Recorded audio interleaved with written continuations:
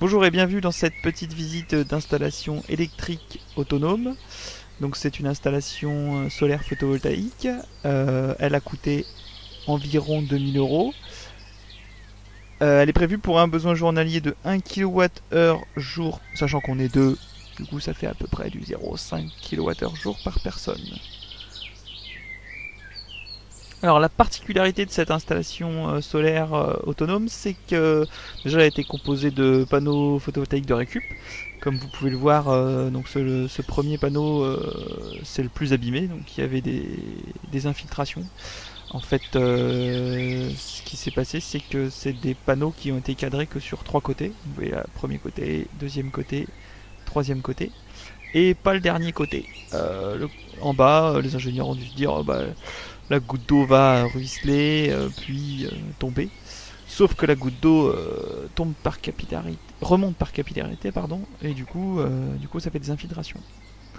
Du coup j'ai rajouté une baguette d'alu que j'ai mastiquée et voilà pour combler cette infiltration. Donc c'est des panneaux qui sont peut-être qu'à 80% de leur capacité étant donné qu'ils sont abîmés, bon surtout le premier. Mais qu'importe, j'avais besoin que de 2 panneaux, voire 3 pour être confort, pour être autonome. Là, avec 4, on est bien. C'est des panneaux de 250 watts, crête. L'inclinaison est assez forte, l'inclinaison est à 66 degrés. Ça correspond au mois le plus défavorable en ensoleillement. En l'occurrence, chez moi, c'est le mois de décembre. Donc le mois de décembre, le soleil est assez bas. Il y a peu de soleil, donc c'est à ce moment-là où on a besoin de faire rentrer un maximum. Dès qu'il y a 3 rayons de soleil, on veut pouvoir remplir les batteries. Du coup, il faut incliner les panneaux en conséquence. Donc voilà, moi, par chez moi, c'est 66 degrés. Par chez vous, c'est peut-être différent. Il faut se renseigner un petit peu. C'est une donnée largement trouvable sur Internet. En France, c'est quand même pas loin des 65 degrés. On va aller dans le petit local technique. Alors la boîte est une boîte isolée et ventilée pour préserver les batteries. Donc là on remarque deux batteries de 220 ampères-heure, deux régulateurs de charge et un onduleur. Donc là c'est les régulateurs qui sont branchés à la fois sur les panneaux et sur les batteries. Donc c'est eux qui se chargent de charger les batteries en fonction du soleil.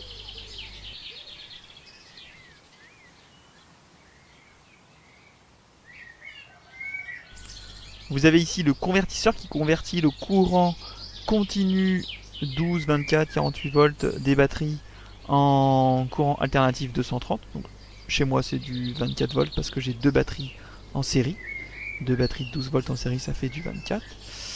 Et au milieu de ça, donc le convertisseur est branché à la batterie. Et au milieu de ça, il y a un fusible qu'on aperçoit ici en jaune. Donc c'est le Megafuse. Qui est un élément de protection des batteries.